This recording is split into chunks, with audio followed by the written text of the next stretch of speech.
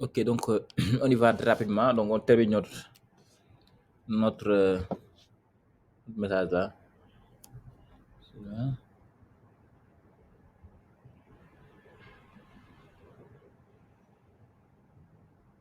Hum. Ok, donc ici, donc on a créé notre composant. Maintenant, là, il faudra configurer le component. Donc pour la configuration, il faut au moins ces trois-là. Je peux mettre le selector. Rappelez-vous, le selector, c'est pour lui dire bah, qu'est-ce qu'il faut écrire pour appeler ce composant. Donc là, je peux mettre par exemple app. La plupart du temps, on met app. Je peux l'appeler directement message. Mais bon, comme on peut avoir des fois plusieurs composants, plusieurs modules, donc on préfère pour chaque composant le mettre, donc mettre le préfecté du nom du module. Donc du coup, comme ici actuellement nous sommes au niveau de module app, s'il y avait un module brr, donc dans ce cas on va mettre brr comme ça, pour qu'on est sûr qu'on ne va pas en tout cas se tromper de composant. Imaginez que par exemple il y a deux modules. Ici dans le module app il y a un message et dans un autre module on appelle par exemple, je sais pas, gestion des messages, là aussi il y a un message. Donc il y a deux messages, donc dans deux modules différents. Dans ce cas-là, on aura du mal à les appeler parce que si on appelle message seulement, il ne saura pas c'est quel module qu'on appelle. Donc du coup ici on préfère pour chaque module mettre le nom du module devant. Donc du coup ici on va mettre app et on met underscore, mais c'est pas une convention. Donc c'est une convention qu'ils ont dit, mais vous pouvez ne pas respecter ça, n'est-ce pas les gars? Donc ça je l'ai fait et que c'est cool. Maintenant, une fois qu'on a fait ça, je peux enregistrer. On va essayer de voir si ça marche. Donc, ça veut dire quoi? À chaque fois qu'on appelle ce composant-là, il faudra qu'on l'HTML. Donc, le selector, c'est ça, c'est app-message. Donc, mais ça ne suffit pas. Maintenant, quel est l'HTML qui doit afficher lorsqu'on l'appelle? Donc, lorsqu'on appelle ce module-là, quel est l'HTML qu'il faudra HTML, quel est l'HTML qu'il faudra appeler? Donc, là, du coup, ici, il y en a deux. Bon, je préfère par défaut mettre d'abord template. Et ici, je vais mettre deux points. Et là, je peux mettre par exemple H1. Et là, par exemple, bon, ben, je mets un H2, H3 même. Et ici, je vais mettre par exemple hi there. Donc, message component. Message component. Donc, on peut directement dire que l'HTML, c'est ici, c'est là. C'est ce que je suis en train de faire comme ça. Et lorsqu'on appelle le module, donc il faut l'appeler avec ça. Excusez-moi, lorsqu'on appelle le composant, il faut l'appeler avec ce sélecteur-là. Donc si on met rien, c'est un sélecteur par défaut qui est une balise. Et là, par défaut, c'est ça qui va afficher. C'est facile l'HTML qui va afficher. Donc on va maintenant dans app module. Donc je vais dans app module parce qu'une fois qu'on a fait ça, il faudra qu'on puisse déclarer d'abord ce module.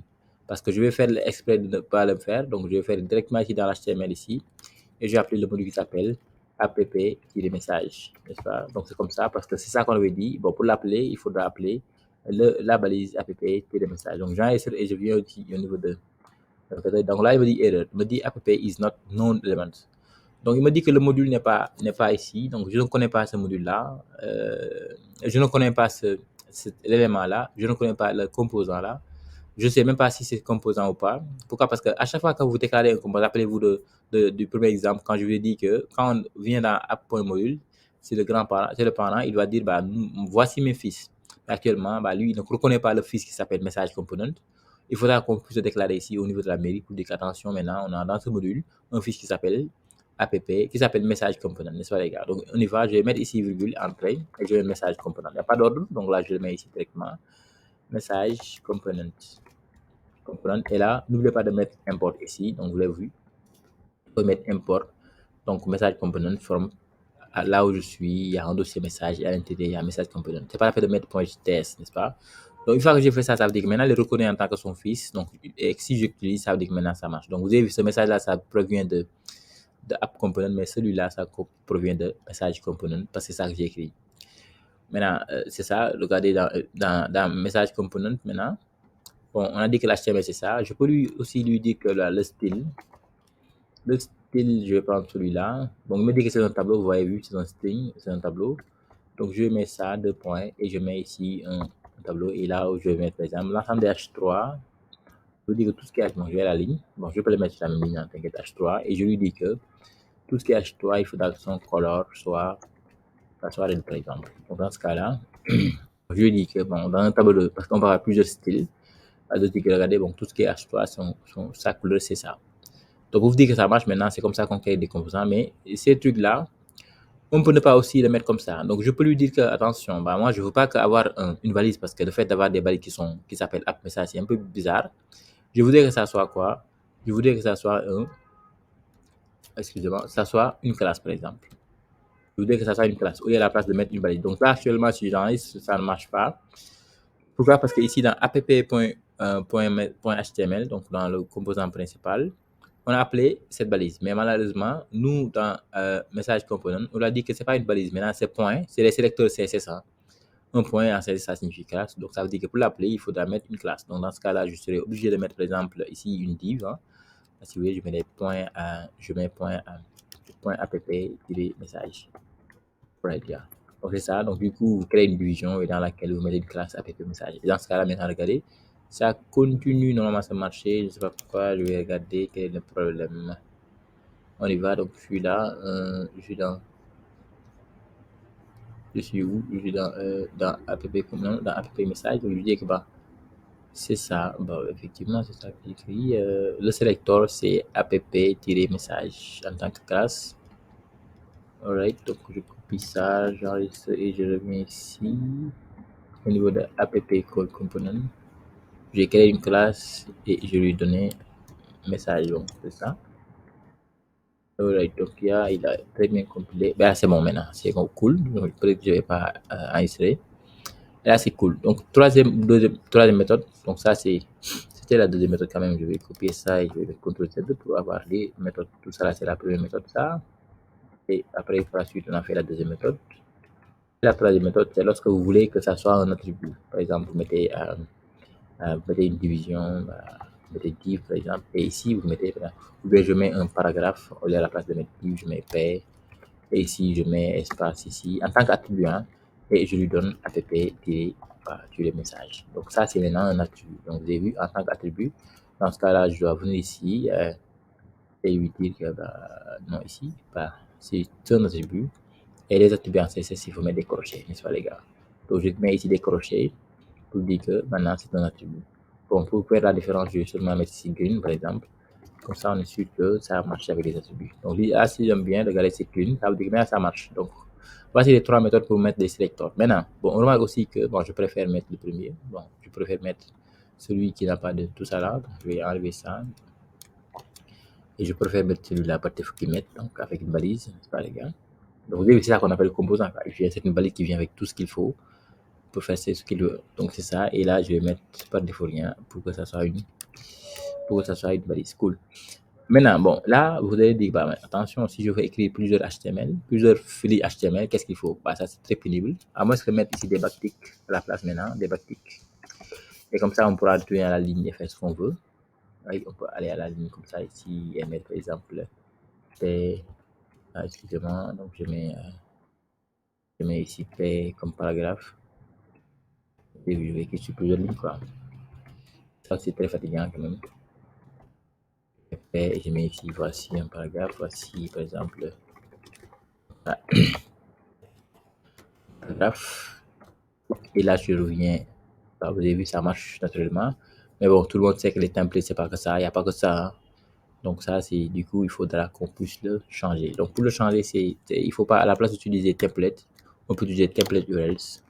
Pour dire que voici là où il faudra aller prendre le donc vous y voyez, si vous voyez bien, par défaut, Angular Stack utilise, vous avez vu, donc lui, il utilise template URL, il donne le URL. Donc on y va. Donc je lui dis que là où je suis, il y a un dossier qui s'appelle, malheureusement, je ne l'ai pas encore créé, mais on y va, qui s'appelle .html. Voilà, donc message component.html. Donc si je lance erreur comme tout à l'heure, il me dit que bah, attention, hein, bon, je n'ai pas trouvé le HTML que tu viens de me dire là ici déjà. Et ici, il me dit qu'il y a une erreur, donc je vais en essayer. Voilà, il ne me trouve pas le template. On y va, donc pour le template, je lui dis que bah, ici, là où je suis, je crée un nouveau fichier, il s'appelle message.component.html. Right? Et là, du coup, je dis hello. Je mets un H2, je mets hello. Yeah. Alright, donc c'est ça. Et du coup, ici, si j'actualise, elle me dit quoi? Message company is testing in a declaration of initial module app, but is not declarative. Ok, donc c'est ça qu'il me dit, mais je sais pas pourquoi il me. Donc c'est ça, il ne could not find template. Je vais voir encore ici que c'est lui. Right, donc là j'ai app, donc c'est ça, puis template URL j'ai donné, et puis j'ai donné le style. Je vais enregistrer, je vais voir ce qui se passe ici. Et c'est bon maintenant. Bon, je sais pas pourquoi il me demande d'enregistrer de voir.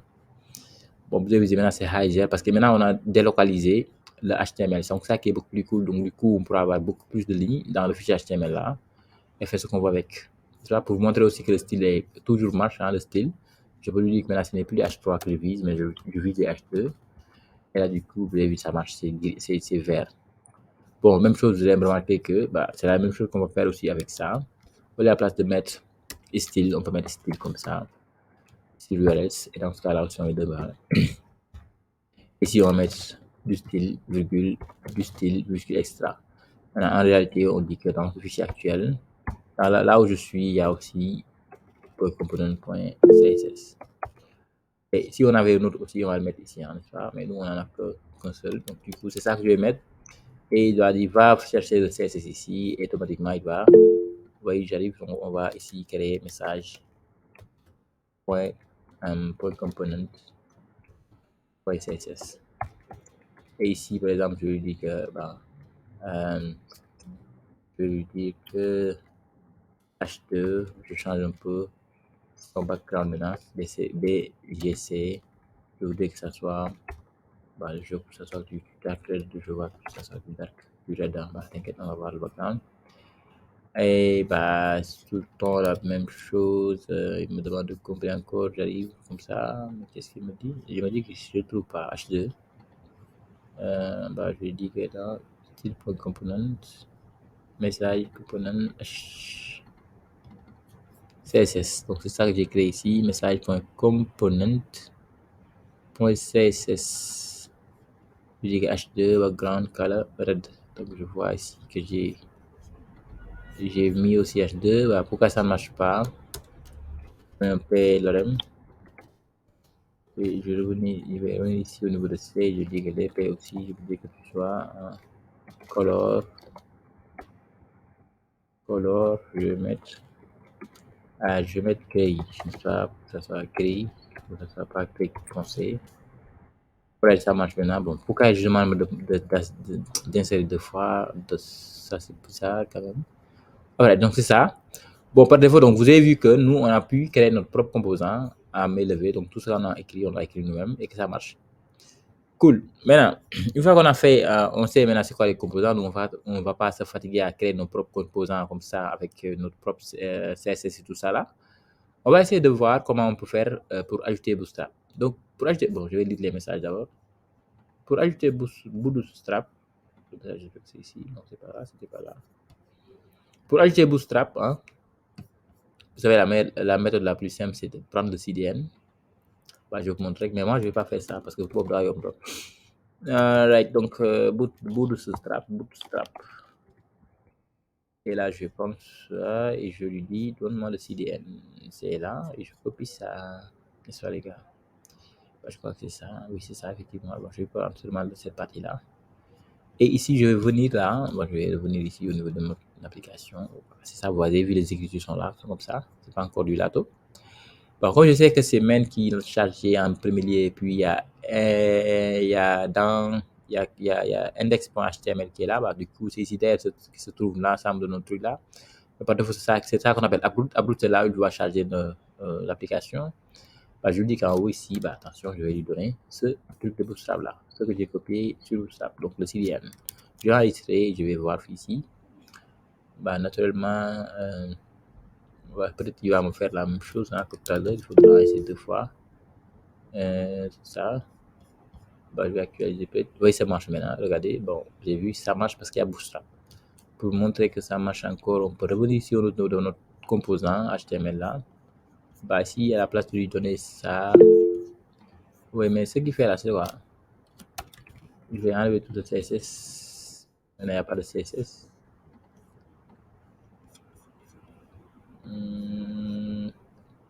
Est-ce que vous pouvez zoomer votre écran pour qu'on puisse voir le nom du fichier? Oui, effectivement, excusez-moi. Bon, on dirait que tu écris d'abord le message et que puis ça prend du temps pour arriver. Je pense que la correction. Donc, je vais zoomer un peu. Bah, si c'est bon, c'est bon. C'est bon comme ça. J'espère que vous voyez maintenant cette partie-là. Margaret, est-ce que c'est bon? Donc, et cette partie, je vais dézoomer. Vous voyez mieux, hein? Alright, donc j'espère que c'est un oui. Ok, maintenant, bon, j'ai enlevé le CSS et je vais voir est-ce que ça marche avec Bootstrap. Donc, déjà, je vais mettre classe et je vais mettre ici display et je vais mettre 4. Donc, sur Bootstrap, il y a Bootstrap 4. Ici, je vais mettre par exemple alerte. Excusez-moi, donc je vais mettre classe alerte. Je vais mettre alerte et je vais mettre alerte danger. Donc, voilà.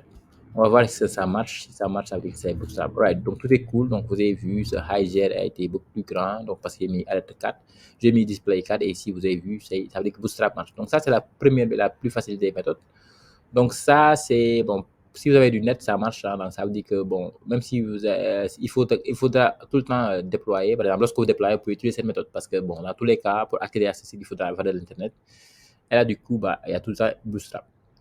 Mais par contre, si vous voulez travailler en local, ça veut dire que vous n'avez pas encore, bon, vous n'avez pas tout le temps du net, hein, donc ça veut dire que vous travaillez actuellement, mais des fois vous déconnectez. Bah, du coup, il ne faut pas utiliser cette méthode de CDN parce que dans ce cas-là, ça ne marche plus lorsque vous vous déconnectez, donc tout ça ne va plus venir. Donc du coup, donc là, moi, je préfère, donc je commente ça, donc c'est sûr qu'il n'y a plus Bootstrap maintenant si j'actualise. Donc je ne sais pas pourquoi il ne s'actualise pas automatiquement. Alright, donc là, il n'y a plus Bootstrap et je vous donne la méthode la plus cool, c'est l'installation de Bootstrap. Voilà, donc normalement, si on passe sur le net, on va rechercher comment installer Bootstrap avec, dans un projet Angular. Il va nous dire ce petit peu de retard, donc on y va. Donc je vais directement ici, CTRL-T, ouvrir un autre key.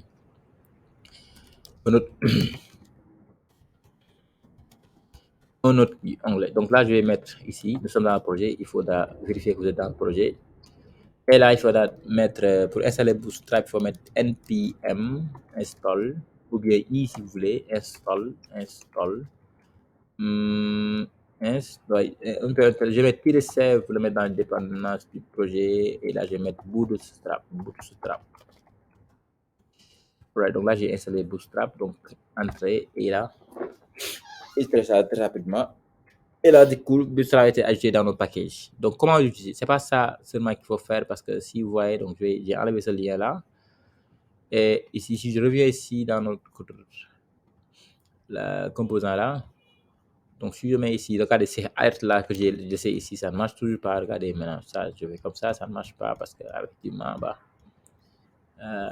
si elle est installée, mais c'est pas comme ça seulement. Donc, première chose, c'est l'installation de Bootstrap. Mais deuxième chose, il faudra pouvoir maintenant utiliser Bootstrap. Ça, c'est installation seulement dans le projet. Maintenant, il faut dire dans le projet, bah, comme je l'ai installé, je voudrais utiliser Bootstrap dans le projet. Pour cela, c'est très simple. On y va dans le fichier angular.json. Donc, rappelez-vous, angular.json, c'est ce qui concerne le projet Angular. Donc, je vais cliquer sur angular.json et ici, on descend un peu. Tu vois, ici, il y a des assets. Donc là, par exemple, lorsque vous voulez inclure un dossier dans les assets, c'est ici qu'ils vont le mettre. Lorsque vous voulez inclure, par exemple, des fichiers dans l'asset, vous pouvez directement les mettre ici et que automatiquement, vous pouvez les afficher dans le code. Donc, rapidement, donc, si vous l'avez déjà mis ici. Donc là aussi, regardez, dans cette partie-là, c'est les scripts là, mais nous, on n'en a pas encore actuellement. On n'a pas encore notre propre JavaScript, on va mettre quelque part et on va importer. Par exemple, pour Bootstrap, vous pouvez importer aussi le JS de Bootstrap, hein, vous savez, n'est-ce pas? Voilà, donc là, ici, c'est dans cette partie-là, par défaut, il y a style.css. Et ce style.css, c'est le style global du projet. Lorsque vous le mettez là-bas un CSS, ce CSS va s'appliquer partout, n'est-ce pas, les gars? Il me dit que ça s'ouvre dans SRC et dans style, regardez, dans SRC, ici, on a style.css. Si vous mettez quelque chose ici, c'est pour tout le monde. OK, donc on va ajouter notre Bootstrap là. Bah, on y va. Bootstrap se ici, au niveau de notre module. Donc, lorsqu'on l'a installé au niveau de notre module, il a ajouté un dossier Bootstrap. Bon, vous pouvez vérifier si vous voulez. C'est là, si on voit un peu, on remonte un peu, on remonte et voilà. On va quelque part en tout cas. C'est ABC, Bootstrap, vous le voyez, non? Bien non, pas encore, je ne le vois pas. C'est là, Bootstrap est là. Regardez, à l'intérieur de Bootstrap, il y a un dossier qui s'appelle dist. Et à l'intérieur de dist, il y a un dossier qui s'appelle CSS. Et ici, c'est ici que ça se trouve. Donc, moi aussi, je vais essayer de lui dire la même chose. On y va. Je vais dire, bah, attention, tu vas utiliser Bootstrap. Donc, moi, je peux directement mettre notre module ici. Maintenant, pour avoir l'autocomplétion et pour ne pas me tromper, moi, je préfère mettre slash d'abord pour qu'il montre. Je mets notre module. Comme ça, je le fais comme ça encore. Et je lui dis que c'est Bootstrap. Donc là, right, comme ça, c'est beaucoup plus cool quand il me montre. Et là, je mets dist, et là encore, je lui dis que c'est CSS, et à l'intérieur, il y a bootstrap.min.css. Alright, les gars. Donc, bootstrap.min, hein. Bootstrap.min, je descends avec parce que je ne veux pas me tromper, n'est-ce pas, les gars. Ouais, c'est ça. Bon, on peut prendre le bootstrap.css ou bien le bootstrap.min.css. Mais le bootstrap.min.css, je vous ai montré ça en deux, allez, rappelez-vous. Donc, c'est le fichier mimifié. Je vous ai même montré comment on fait pour compresser, pour avoir la même chose que Bootstrap. Donc, avec les mimifiers, etc., etc. Maintenant, attention, moi, j'ai fait le slash ici pour ne pas me tromper. Comme ça, il me montre où se trouve le dossier. Mais regardez, si je lance ça, ça ne va pas marcher. Regardez, donc vous avez vu, ça ne marche pas. Donc, parce qu'il n'y a pas de slash devant, vous commencez par mettre directement le nom du module. Comme vous regardez ici, ils n'ont pas mis slash pour SRC, ils viennent avec mettre SRC. Donc là aussi, comme SRC aussi, comme notre module, regardez, notre module est là. Notre module SSC se trouve côte à côte, donc naturellement, on ne doit pas mettre de slash donc du coup. Mais moi, je l'avais mis seulement pour pouvoir me repérer. Une fois que je me suis repéré, j'enlève ce slash là. Et là, maintenant, je peux essayer de voir si ça marche. Maintenant, il y a des modules où si vous le mettez, vous devez actualiser. Vous devez en tout cas redémarrer le serveur. Bon, je l'ai mis, ça ne marche pas. C'est juste parce que ces fichiers de configuration, la plupart du temps, ces fichiers de configuration là, la plupart du temps, si vous les modifiez, il faudra redémarrer le serveur, n'est-ce pas, les gars? Parce que rappelez-vous, on avait dit que le serveur, il quitte et il lance directement quoi? Le fichier main. Et le fichier main va, avec le fichier index.html, ils vont lancer les composants. Bah, comme le fichier main est lancé, c'est pour ça que lorsqu'on modifie ces fichiers, il n'y a pas de problème. Le watcher va encore réfléchir. Mais pour les fichiers de configuration, bah, moi, je dois couper le serveur, on y va. Tac, je vais CTRL-C et je lance encore NGServe. Ouais, il y avait une question pour quelqu'un. Et là, on va attendre que le serveur démarre et on va voir est-ce que Bootstrap est bien installé. Maintenant, ici, Bootstrap est très bien installé dans votre projet et bah, ça va marcher. Vous avez vu, automatiquement, ça marche. Donc, c'est ça. Donc, il ne faut pas oublier il faut pas mettre de slash ici. Hein. C'est tout le temps dans notre module, dans Bootstrap, this, etc. Maintenant aussi, même chose qu'on va faire ici, hein, naturellement. On va dire qu'il y a un fichier qu'on va inclure ici. Hein. Bah, ça se trouve dans notre module aussi, naturellement. Ça se trouve où? Ça se trouve dans Bootstrap. Hein. Le Bootstrap, c'est pas que le CSS. Hein. Si vous voulez ajouter en même temps le JS, maintenant il faut aller dans dist, pas dans dist, mais pas dans JS. Et ici, je mets slash, je mets dist. Bah, je crois que c'est slash encore. Et ici, il faut mettre Bootstrap. Alright, donc c'est pas ça. Je crois que c'est pas ici. Bah, je sais pas. C'est pas ça, non? Ouais, c'est ça. C'est dans dist d'abord, puis dans JS. Et puis, vous mettez bootstrap.js. Bon, pour tout ça, là, vous pouvez les inclure, etc. Mais bon, juste pour vous montrer, n'oubliez pas d'enlever le slash qui est devant, au cas où vous l'avez oublié de le mettre. Et c'est comme ça. Là, vous dites que je charge par défaut tout ça là. Mais là, tout ce que vous avez mis ici, par défaut, le charge dans toute l'application. Maintenant, c'est comme ça qu'on le fait. Donc, c'est à vous de voir maintenant quelle solution vous voulez. Est-ce que c'est seulement avec la solution CDN qui est beaucoup plus simple, ou bien vous mettez cette solution-là. Et ça, les gars. Right. Donc, avec cette solution, même avec Goussanet, ça marche. Ok, donc on y va rapidement, on continue. Une fois qu'on a fait les comment dire, les composants, peut-être que bon, j'ai aussi expliqué c'est quoi la différence entre style URS et style. J'ai aussi expliqué les différents types de décorateurs, hein. De selector, je veux dire selector. Rappelez-vous, selector, c'est ce qui se trouve à l'intérieur des templates, à l'intérieur des composants. Donc, dans arrobas composant, il faut donner le selector. Donc, on a dit qu'on peut avoir une balise si on met rien, ou bien une classe si on met point quelque chose, ou bien on met un attribut. Donc, c'est ça. Qu'est-ce qu'il reste à faire? Donc, et aussi, rappelez-vous, on peut aussi appeler un composant dans un autre composant. Donc, vous avez vu, actuellement, je suis en train d'appeler un composant dans app. On peut appeler un composant dans un autre composant et ça aussi, il y a rien qui. Donc, ça marche dans tous les cas. Par exemple, on peut imaginer qu'on demande de créer un composant card, hein, card, et qu'un card a deux parties. La première partie, c'est pour l'image et l'autre partie, c'est pour peut-être un bouton, etc. Maintenant, on peut créer un composant qui s'appelle card. À l'intérieur, on peut créer un autre composant qui s'appelle card image. Et après, on crée un autre composant qui s'appelle card button ou bien card button. Et carte de BTN et carte d'image, on l'appelle dans cadre. Donc, tout ça là, c'est possible aussi de le faire. Donc, bah, je voulais faire un exercice rapidement pour mieux comprendre les composants, mais je pense que, bon, je peux passer directement, on va attaquer ce qu'on appelle les. Si vous n'avez pas de questions, quoi, on va attaquer. Bon, on a terminé avec les composants. Il y a des trucs qui restent, par exemple, comment faire pour que le composant communique avec, etc., etc. Parce que, donc ça, c'est pour la structuration. On en a terminé. Comment créer un composant, qu'est-ce qu'on a besoin pour faire ça. Maintenant, il reste maintenant à entrer. Nous allons entrer maintenant à l'intérieur d'un composant et dire comment, par exemple, les éléments du composant peuvent communiquer. Par exemple, comment le template va communiquer avec le TS, etc., etc. Comment faire des événements et tout ça. Là. Donc, s'il n'y a pas de questions, on peut directement enseigner sur ça. Parce que le time is money, le time is couring, quoi. Time is trop. Alright, donc c'est ça, je ferme ça, je ferme tout ça là. Non, je ferme tout ça là, sauf nos composants là. Bon, avant ça, excusez-moi, avant ça, naturellement, je devais vous montrer aussi, hein, bah ça, tout ça là, on fait manuellement. Je devais vous montrer aussi comment on le fait, hein, avec ligne de commande, quoi. Bon, naturellement, vous pouvez directement ouvrir ici votre console ici au niveau de, bah ici, et vous écrivez là.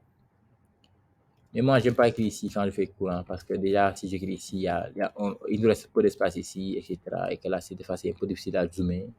Bon, c'est pour ça que moi, je préfère ne pas écrire ici. Je préfère l'écrire là, donc dans ce terme-là, parce que là, c'est beaucoup plus cool. Et c'est un peu zoomé. Je peux même changer la couleur. Vous avez vu, voilà, je vous mets. Voilà, donc là, c'est beaucoup plus nice, quoi, les gars. Voilà, donc là, c'est pas très clair. Donc, je vais prendre celui-là. Cool. Maintenant,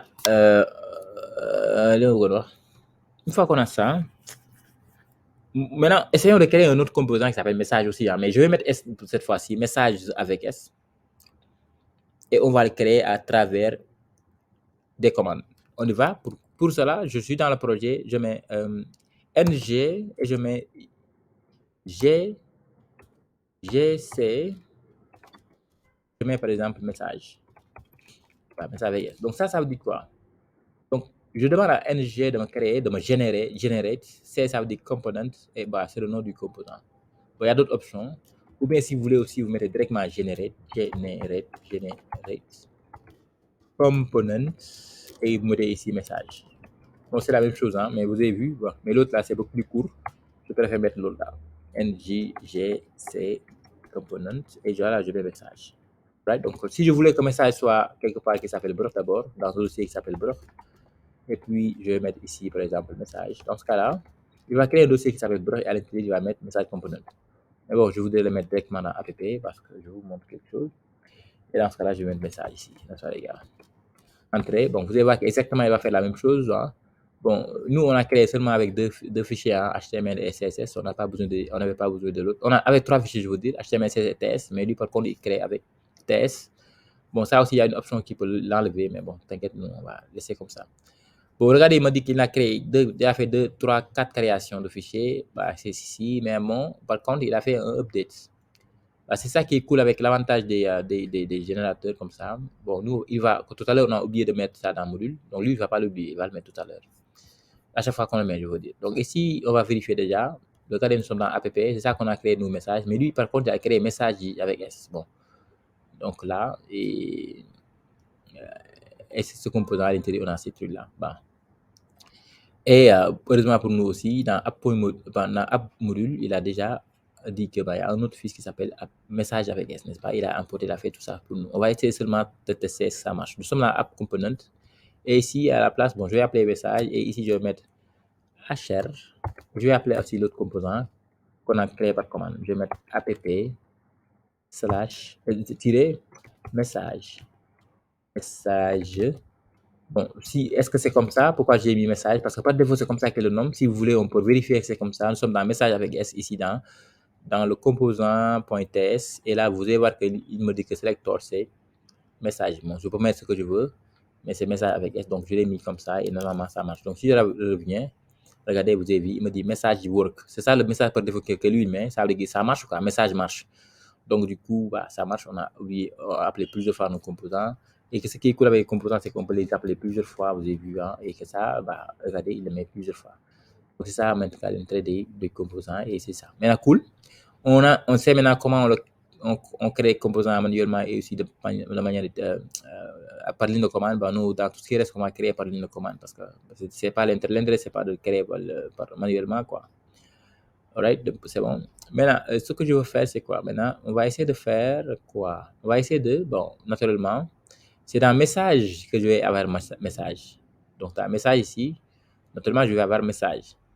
Mais avant de faire ça, bon, continuons avec notre propre component là. Et on va essayer de voir les propriétés de binding et tout ça avec. Pour cela, je ferme, bon, je vais pas, dans Apple Mobile, regardez, je vais pas appeler tout ça là, dans App là, component, je vais pas, dans App HTML, je vais pas appeler tout ça là, quoi, parce que bon, c'est juste pour tester. Donc, du coup, ici, je peux commenter, là, je vais laisser seulement mon composant là qui est là par défaut. Donc, là, ici, je vais mettre un HR, n'est-ce pas, du coup, là, ça marche, c'est cool. Et on va modifier un peu notre HR, notre composant ici pour voir ce qu'on appelle les propriétés binding, etc., etc. Donc là, ce qu'on appelle le data binding. Maintenant, quand vous traduisez data binding en français, data binding, ça signifie liaison de données. Bon, binding, c'est liaison, donc bon, données, data binding, donc c'est la liaison de plusieurs données. Bon, ici, nos données, c'est nos fichiers. Ça veut dire comment on peut transférer des données, comment on peut relier. Maintenant, quand on parle ici de relations, comment on peut relier liaison, des templates dans tout ça, donc c'est un peu bizarre. C'est pour ça que la plupart du temps, on parle de communication. Mais naturellement, ça signifie liaison de données. Mais en réalité, pour mieux comprendre, on dit que bah, le data binding, c'est la communication entre. Mais c'est la communication entre qui? Est-ce que c'est entre le CSS et non? Mais c'est la communication entre l'ETS et le HTML. Communication entre TS et HTML. Dans tous les sens, donc, que ce soit de HTML vers TS ou bien de TS vers HTML ou bien dans les deux sens. Donc, le data binding, c'est la communication ici de TS et HTML. Ou bien on dit que c'est la communication de quoi? Du business logic et du template. Parce que quand on parle de business logic, c'est la logique de votre application se trouve dans les fichiers JavaScript, n'est-ce pas? Dans les fichiers TS. Et le templating, c'est HTML. Donc, c'est pour ça qu'on dit que c'est la communication entre le business logic et le template. Entre la logique de votre application et la vue, quoi. N'est-ce pas, les gars? Donc, on y va pour illustrer cela. On va directement ici dans notre. Donc, je vais effacer tout ce que je n'ai pas besoin. Donc, par exemple, ça, je vais l'effacer. Je vais effacer aussi ça et on va seulement travailler avec les deux là. Bon, comme ici, il n'y a plus de nouveaux fichiers qu'on va créer. Donc, du coup, je vais cliquer ici pour avoir beaucoup plus d'espace, n'est-ce pas, les gars? Voilà. Donc, ici, ce que je propose, c'est quoi? Déjà, je voudrais que, par défaut, mon app component. Bon, c'est pas ça que c'est message que je voulais ouvrir. Message. Point component. Point component, c'est ça. Oui, je vous dirais que par exemple, bon, excusez-moi, donc je peux tout ça enlever tout ça là parce que ça va embrouiller un peu. Hein. Ouais, donc c'est ça. Ok, donc ici je vais lui dire que, bon, moi je voudrais que par défaut, vous savez, il affiche tout le temps ce message que j'ai écrit ici, en Hello, Hi, je ne sais pas où, c'est où ça? Attendez, je vais pas ouvrir ça. C'est message.html. Alright, donc là, par défaut, il va afficher ce Hi there, je ne sais pas quoi, Hello there, et ce qui est là. Et ce truc là qui est en bas. Bon, je vais enlever ce truc qui est en bas. Je vais seulement mettre le message là. Donc, du coup, ici, il va me dire hello there avec un display 4. Ok, donc je peux mettre un display 2, mais dans ce cas-là, ça c'est beaucoup plus grand. Vous avez vu, bah, c'est display 4 qui est beaucoup plus petit. Alright, donc, et que là, maintenant, bah, je ne veux pas écrire hello there ici, n'est-ce pas, les gars? Je veux écrire, par exemple, le nom de mon entreprise, par exemple. C'est pas hello there. Donc, du coup, ici, je vous dis que par défaut, il y a le brand name. Brand name, ça veut dire le nom de l'entreprise, brand entreprise name, donc les gars, ou bien marque, le nom de la marque. C'est un exemple, les gars. Je peux dire que c'est une chaîne. Est-ce que je peux directement mettre ici deux points totaux? Vous avez vu, ça marche, mais nous, on va essayer de respecter les règles de TypeScript. Donc, comme ça, bon, parce que ça ressemble à du JS. Nous, on voudrait que ça ressemble à du TypeScript. Maintenant, est-ce qu'on peut mettre ici constant et mettre quelque chose aussi? Donc, attention. Parce que si on met ça, ce sont des membres de la classe, donc on ne peut pas mettre const ici, n'est-ce pas? On va mettre const à l'intérieur des fonctions, n'est-ce pas, les gars? Donc, ici, je vais mettre deux points pour respecter un peu TypeScript, n'est-ce pas? Parce que lui, ouais, mais sinon, je n'en ai pas besoin. Parce que des fois, automatiquement, quand vous assignez, il va lui donner la valeur. Il va savoir que ça, c'est tout, c'est une chaîne. Donc, du coup, ça, c'est une chaîne. Alors, moi, je vais l'appeler Brug. Hein. Donc, je vais l'appeler Brug. Brugprince. Maintenant, comment faire pour afficher ce Brugprince ici à la place de Heiser là? Comme ça, c'est beaucoup plus dynamique. Donc, première chose, quand on parle de data binding, c'est ça qu'on appelle le string interpolation. String Interpolation. Donc, string interpolation, c'est dans le cadre de prendre des données du TS et les amener dans l'HTML. Donc, communication TS vers HTML, logique vers template, TS vers HTML. Première logique de communication, c'est TS vers HTML. Et premier exemple, ou bien première méthode, c'est string interpolation. C'est très simple. Pour faire ça, il faudra seulement mettre double accolade. Et dans les doubles accolades maintenant, vous mettez le nom de la variable qui provient du TS, ou bien le nom de la valeur, ou bien en tout cas, qui provient du TS. Nous, on l'appelait brand name. Donc, du coup, je mets brand et je mets brand name comme ça. Et là, je vais actualiser. Vous allez voir qu'ici, maintenant, il me dit Bruchens. Et que si, par contre, je change ici, je mets Bruchens, etc. Donc, de Bruch.ens, etc. Donc, vous voyez, par défaut, il va s'actualiser en mettant le point. Donc, vous avez vu comment on a pu prendre une donnée qui est au niveau du HTML, au niveau du TypeScript, et on l'a affiché dans l'HTML par string interpolation. C'est la méthode la plus simple. Il faut seulement double accolade. Maintenant, avec le string interpolation aussi, il y a une autre méthode. Je veux dire, avec la communication TS, fichier TS vers HTML, un, c'est string interpolation. Deuxièmement, il y a ce qu'on appelle le property binding. Property binding. Bah, vous pouvez mettre property binding. Mais comment on l'utilise? Donc ici, par exemple, je voudrais utiliser le property binding. Le property binding, pour l'utiliser, je vais créer ici un autre H3. Et ici aussi, je voudrais afficher la marque. Ici. Donc là, je vais afficher la marque là. Bon, par défaut, c'est ça qu'il m'a affiché ici. Hein. Mais moi, je voudrais en même temps le Bruch 1, je l'afficher ici. Bon, pas par string interpolation. Pas par string interpolation. Donc, mais par property binding. Quand on parle de property, c'est ce qu'on peut écrire ici, par exemple, HTML. Si je mets HTML, ça, c'est property. Maintenant, est-ce que HTML, c'est un property binding? Donc, si je mets comme ça, je mets comme ça, et je mets égal comme ça, je mets toto. Donc, c'est ça qu'on appelle property binding.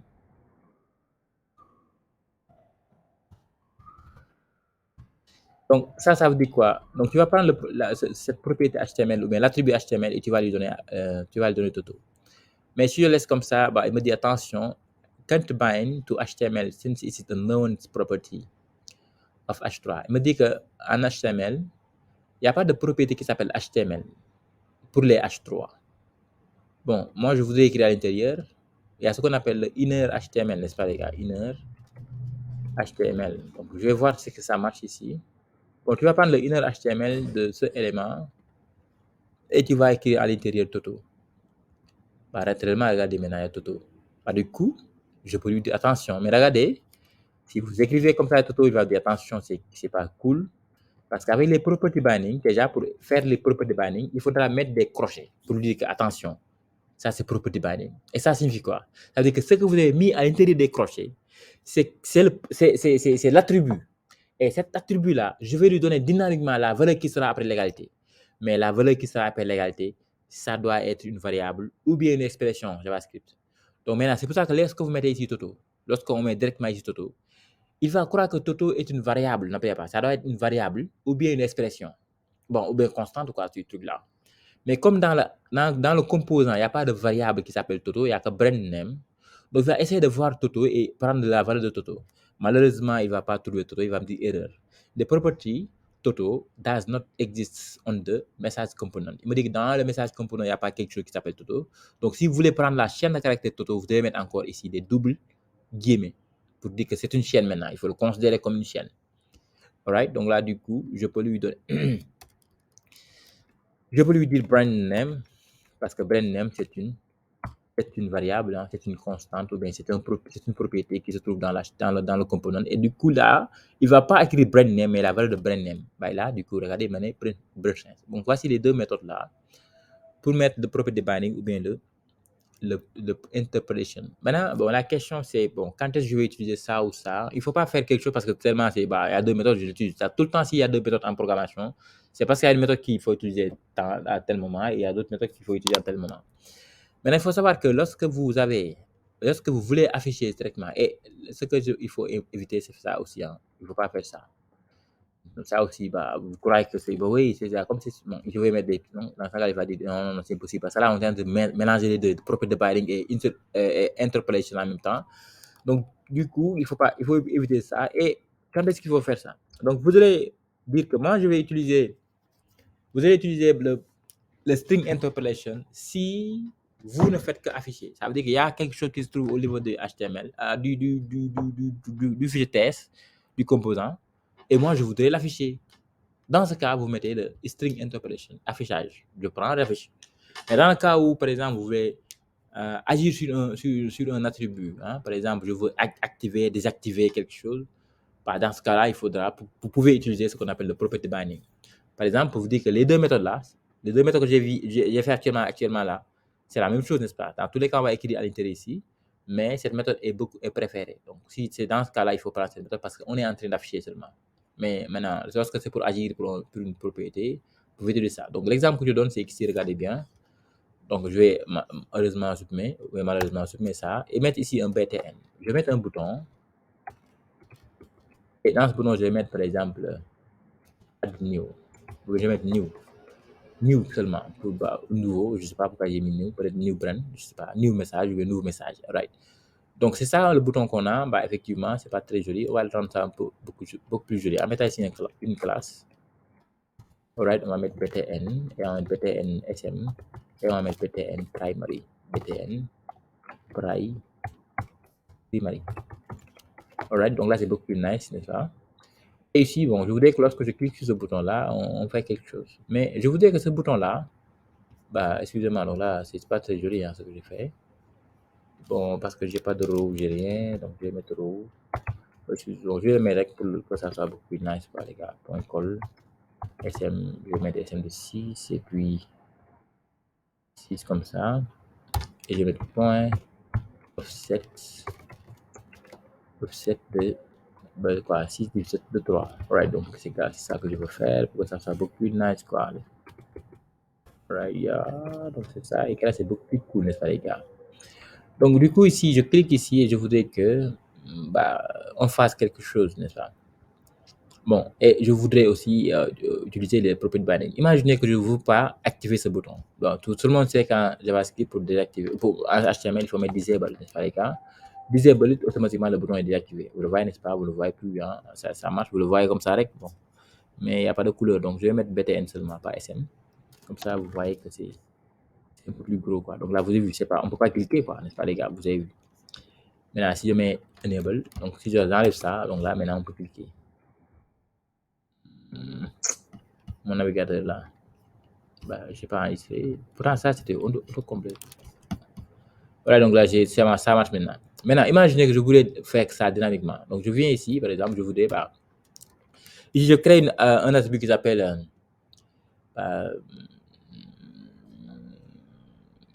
clickable. Bon, je mets is disable. Is.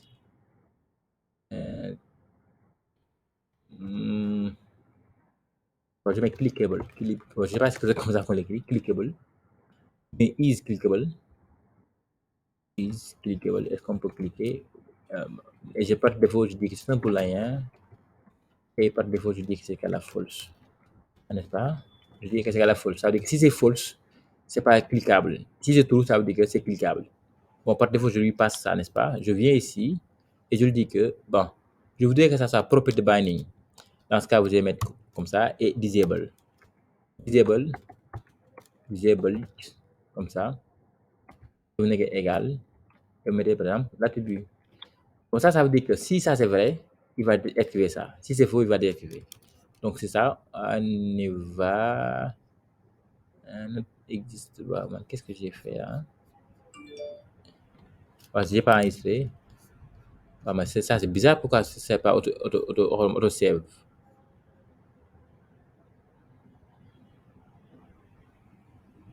Moi, j'ai pas. Ou bien j'ai installé tout. Peut-être qu'il y a une instruction qui a bloqué. Voilà, donc là c'est bon. Vous avez vu, c'est cliquable. Bon, si je reviens ici, je mets true maintenant. Moi, j'ai fait le contraire. Là. Si je mets true maintenant, bah, il va dire disable. Bon, moi, c'est le contraire que je voulais maintenant. Excusez-moi. Donc, si je mets ici, par exemple, false, ça veut dire que ça ne doit pas être cliquable. False, is clickable false, ça veut dire que ça ne doit pas être cliquable. Alors que pour moi, c'est cliquable. Donc, c'est le contraire ici. Donc là, je dis que c'est non is clickable. Donc, on doit cliquer. Si c'est faux, si c'est non pas cliquable, c'est ça. Donc, par défaut, vous avez c'est cliquable, c'est pas cliquable. Et si je reviens ici, je mets true, ça devient cliquable. Maintenant, imaginez que par exemple, je voudrais que ça soit dynamique.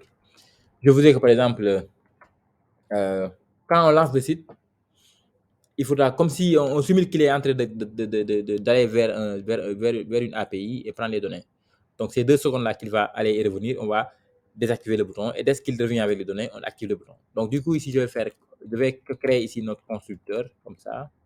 Bon, parce qu'il y a quelque chose que je dois faire par défaut au début. Donc, je peux le mettre dans le constructeur parce qu'on n'a pas encore vu ce qu'on appelle le ng-init. Le constructeur, ça veut dire que je peux mettre quelque chose lorsque je veux par défaut il le fasse. Donc, ici, je vais mettre, je vais faire ici un timer. C'est timeout, par exemple, c'est timeout, que tout le monde connaît, timeout. Et je lui dis que tu vas faire quoi? Tu vas exécuter cette fonction-là qui ne fait rien, OK, qui fait que this is clickable, this point is clickable, reçoit true, par exemple. Je lui dis que tu vas le mettre à true, mais attends 3 secondes. Donc, lorsqu'on commence le programme, tu vas désactiver par défaut. Et 3 secondes après, tu vas mettre ça à true. Donc, on va voir si ça marche ou pas. Bon, on y va. Donc, on est là. 1, 2, 3. 1, 2, 3. C'est bon, ça marche. Donc, donc, réaliser. 1, 2, 3. Et là, vous avez vu ça activé. Donc là, c'est juste pour vous dire que c'est comme ça en général qu'on va utiliser les property binding. Mais pas au niveau des. Donc, pour afficher des données. Maintenant, une fois qu'on a fait property binding, il y a ce qu'on appelle le. C'est maintenant, comment on fait pour. Lorsqu'on quitte l'HTML pour venir maintenant dans le test. Donc, il y a des informations qui quittent du HTML et qui viennent ici. Déjà, il faut savoir que ces informations-là, pour les appeler, il faut les appeler dans une méthode. Bon, je peux ne pas les appeler dans une méthode. Je peux, par exemple, ici, venir là.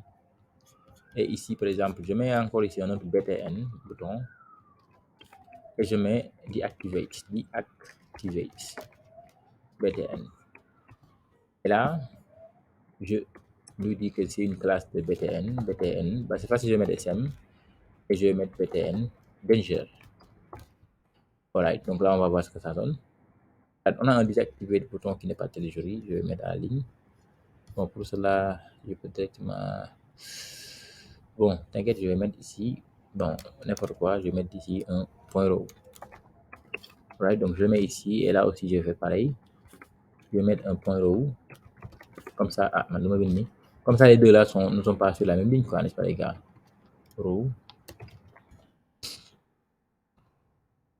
Row. Et ici, je vais déplacer celui-là. Et je le mets à. Just rondokuwaat. waaw man kay damaa rondokuwaat ngeen mais booy man li ma ndogoon daa ndaw de booy man lu ma jaral yi dama di ñaaw nag ma maa rondokuwaat wax nga dëgg de ba ici je mets col col sm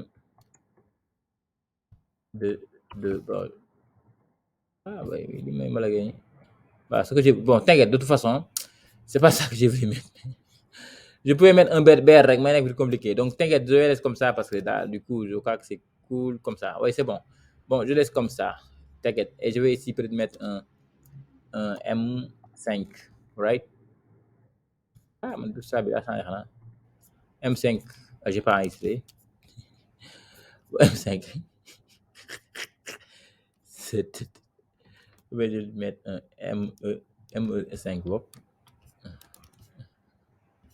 MN again non ça va même bon les comme ça bon je voudrais que maintenant lorsque je clique ici il active lorsque je clique encore il désactive donc par exemple vous avez vu au lieu à la place de le mettre comme ça dans ce cas là ici je vais mettre un arrobase right donc et je mets clic bon excusez-moi je fais du n'importe quoi comme ça je suis en train de faire vu mooy def arrobase man maa ngi nelaw de donc ici je mets entre parenthèses je mets clic bon si vous avez installé l'extension vous pouvez mettre seulement un clic et que là il va vous montrer ou bien aussi vous cliquez directement vous mettez clic et il vous montre mais moi je préfère mettre arrobase clic comme ça je mets égal bon ici imaginez que je mette par exemple alerte et je mets click it right donc là bon je dis que lorsqu'on clique il faudra dire click it.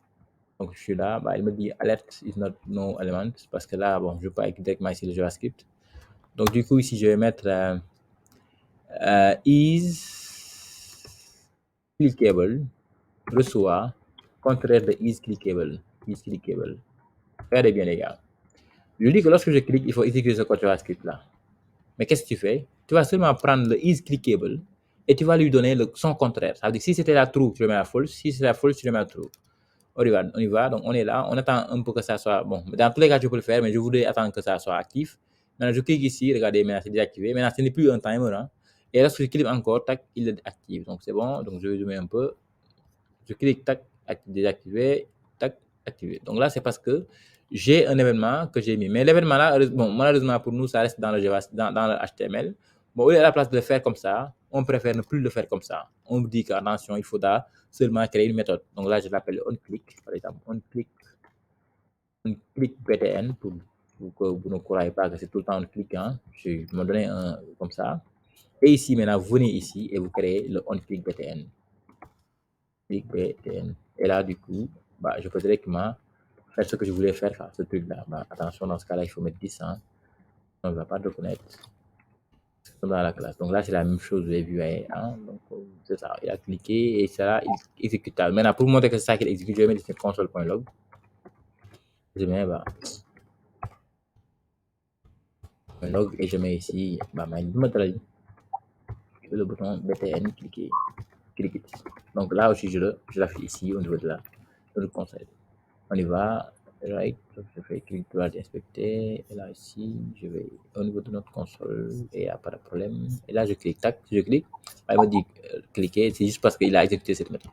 Voici comment on peut donc appeler une méthode à partir de la classe, à partir de HTML, on appelle quelque chose qui est là. C'est ça. Maintenant, bon, on peut dire maintenant comment on peut passer des paramètres. Hein.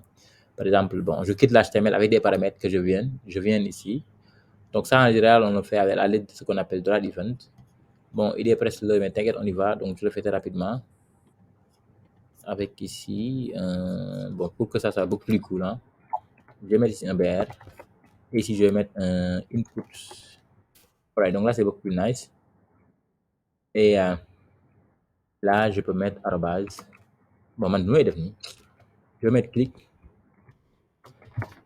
Et là, je mets, bon, si on te clique, tu vas appeler une fonction qui s'appelle on input. Je donne avec des noms de on input, hein, on input, on saisit. Input. Donc, ça, ce sont des noms. Moi, donc, on met des on devant pour dire que bon, c'est dans des événements. Mais sinon, vous pouvez mettre le nom que vous voulez. Alright, donc c'est ça, j'enregistre et le on input, je vais le mettre ici aussi. Donc, à la ligne on input. Et ici, je veux lui dire, bah, attention, input, il faut seulement mettre un alerte. Alerte, et ici, vous mettez n'importe quoi. Hein, donc, c'est bon. Là, je viens ici, je mets, regardez, dès que je clique, il me met n'importe quoi, je mets W, A, etc. Donc là, c'est on input. Donc là que j'ai mis ici, mais avec quel événement?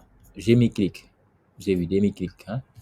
C'est seulement lorsque je clique ici qui va me dire ça. Vous avez vu. Ben, je me suis trompé, je voulais mettre pas clic, mais juste input. Par exemple, lorsqu'on change, lorsqu'on saisit.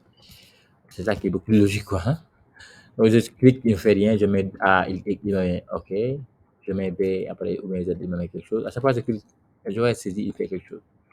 Maintenant, ce que je fais, c'est quoi? Donc, moi, je voudrais qu'on montre ce qu'on a saisi. Donc, ici, à la place de mettre ça, je vais mettre un console.log parce qu'à l'aide, ça bloque la page. Hein, console.log. Et je voudrais maintenant afficher ce qu'il a saisi, le gars.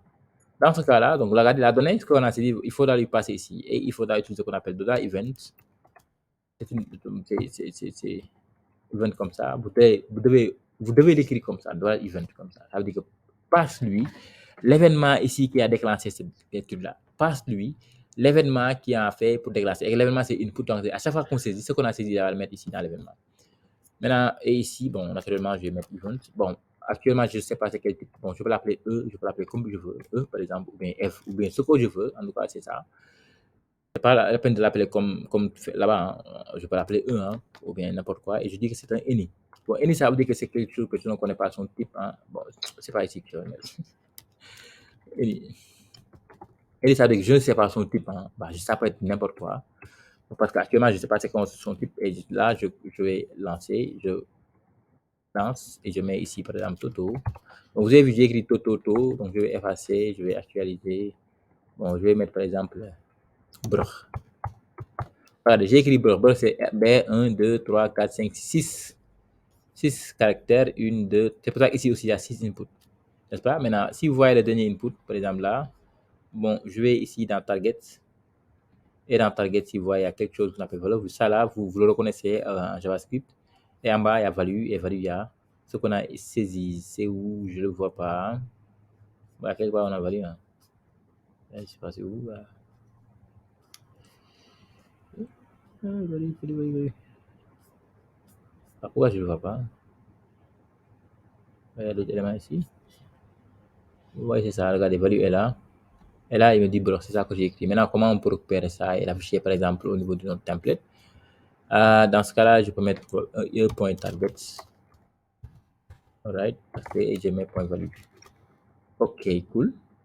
Donc, on y va. Je saisis encore. Je mets, par exemple, ici, brr. Donc, vous avez vu, je mets B, brr.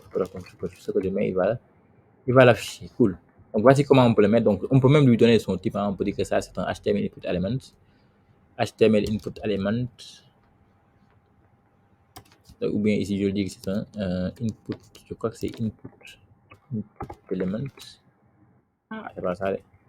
HTML input. C'est ça. Je dis que c'est un HTML input element. Donc là, il me dit quoi? Il me dit que je ne vois pas target. Donc là, je lui dis que t'inquiète, je vais le faire comme ça. Je mets input element. Et là, c'est cool. Je crois que c'est comme ça. Hein. Non, c'est comme ça. Et là, je vais encore. Bon, pourquoi il me dit que il n'y a pas de target? C'est bizarre. Ou bien ce n'est pas un HTML. Bon, c'est le type que j'ai mis. Je ne sais pas c'est quoi. C'est HTML. C'est un input element. Je sais plus c'est quoi. C'est HTML input element. HTML input element.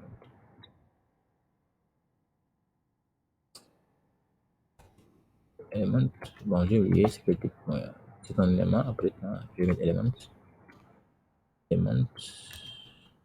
Je voulais mettre son type en même temps. Son plan. Mais bon, il trouve ça. Donc, du coup, si je mets any, je pense que je recherche, c'est plus. Je sais plus, c'est element, acheter une element. Mais en tout cas, c'est comme ça qu'on peut récupérer ça. Et puis, on peut, par exemple, ici, avoir une. Ici, par exemple, je vous dire que ce que j'ai saisi, il faudrait le mettre dans this.print le soir. Donc, on suppose que c'est le nom de l'entreprise, on le saisit. On le saisit, on le met là. Donc là, c'est ça que je voulais vous montrer. Donc, une fois ici, par défaut, on va mettre ça. Je vais enregistrer. Et là, je saisis, regardez, à chaque fois quand je saisis, il faut le changer. Parce que j'ai dit que maintenant, ça, c'est le nom de l'entreprise. Je veux que ça soit broche, je vais mettre broche.s, etc. Donc, c'est ça. Maintenant, on va continuer, Inch'Allah, demain avec le tout de learning et avec les directives, comme ça. Dans 2 cours, 3 cours, on aura terminé, ou bien 4 cours, on a terminé tout ce qu'on veut savoir sur tout ça là. Et puis, on fait le projet. C'est ça. Donc, du coup, donc à demain, Inch'Allah. Inshallah. All right, Jaif. Okay, Jaif. Jaif, man.